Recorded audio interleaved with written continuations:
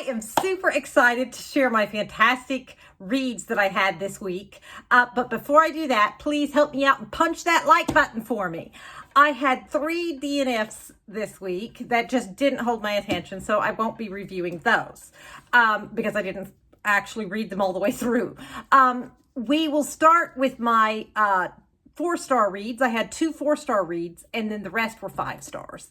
So Jane Doe by Victoria Helen Stone is a delightful revenge thriller that had a very satisfying ending. Jane has taken a job to work for a horrible man because she wants to learn all she can about him so that she can exact her revenge on him for what he did. This guy is such a revolting misogynist that it was really hard to read, but I'm glad I pushed through it because the end was very satisfying. Let's just say she found a very unique way of getting revenge on him, and I thought it was rather delicious. Then next up was Pretty Little Wife by Darby Kane.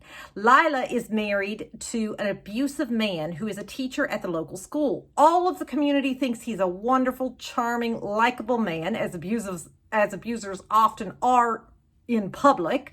And one by one, his students start to disappear. Then one day, she finds something so horrible on his phone that it spurs her to take action, and she unalives him and leaves his body in the school parking lot in his vehicle. Then, much to her shock, his body completely disappears, and she starts to receive threatening notes. Is he still alive? Did she fail? What is going to happen? Like, the police are now investigating. They are on her tail. I'm telling you, this thing had me in suspense. It was very good.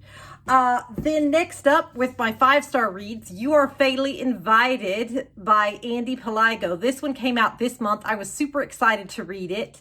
This is a delightfully atmospheric locked room mystery. I loved it.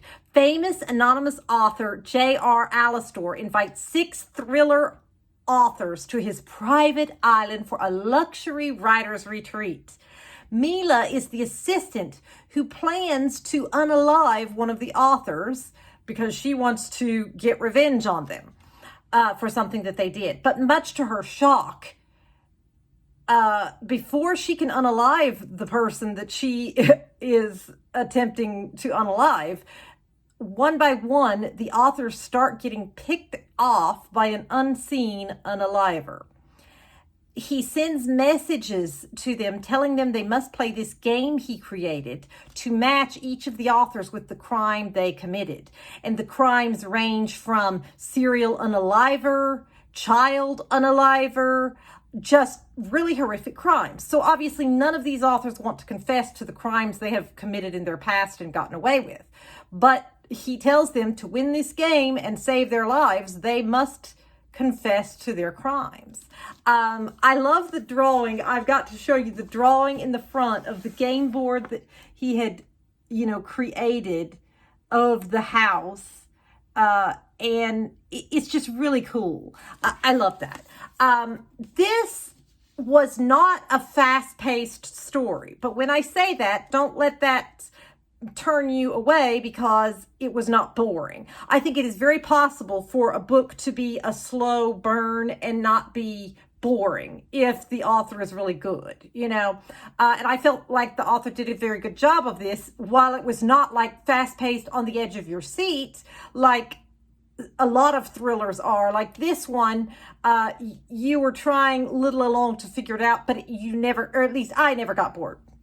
I would liken it to if you have ever read any of Lucy Foley's books, like The Midnight Feast or The Hunting Party. I feel like all of Lucy Foley's thrillers are like a slow burn, but they never bore me. Now, some people do not like that kind of a style, so if you don't like the slow burn, then this is not for you. But I loved it. I thought it was fantastic. I was constantly guessing and doubting every one of the characters. I didn't guess the ending. It was fantastic.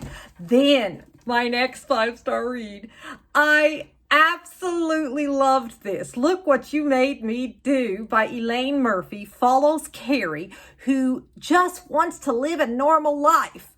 but she can't because her psychopathic sister Becca is a serial unaliver and has blackmailed her into being at her beck and call to hide the bodies. Just when she thinks it can't get any worse, she discovers there's another serial unaliver in their town, and now he's out to get her. She has no choice but to turn to her sister Becca for help. This was a fantastic, fast-paced thriller. This will keep you on the edge of your seat. It was, oh my goodness, it was just fantastic. I love the dark humor in this. I was laughing as I read it. The dark humor is just fantastic. And when you get to the end, you will understand why it has the title, Look What You Made Me Do. And yes, it makes me think of one of my favorite Taylor Swift songs. I love that song, and I love Taylor Swift. Okay, and then next up we have I Know You by Annabelle Cantera. This was super suspenseful. Taylor is lonely and looking for friends in the new town where she and her husband have moved in London. She is pregnant and soon makes friends with 4 women, one of whom is also expecting. But drama ensues as one of the women begins to flirt with her husband and another one is always putting her down. Anna is a good friend and becomes her best friend, although she does seem slightly paranoid. Simon is in their walking group and he has a crush on Taylor. Throughout the story, we are shown snippets from a letter that someone who clearly is full of hate and is out for revenge is writing to someone in this story, but they don't tell you who. You find out at the end. This one had a shocking twist, and I read it in one day. I could not put it down. And then lastly, Swiped by L.M. Chilton was such a fun and suspenseful read. Gwen has just been through a breakup and has downloaded a dating app. So far, she has had a lot of really bad first dates. But wait, things are about to get worse. One by one, the guys that she went out on first dates with are showing up unalived. And evidence is pointing back to her. So the police are on her tail. Now she is in a race to find the serial unaliver before she ends up behind bars.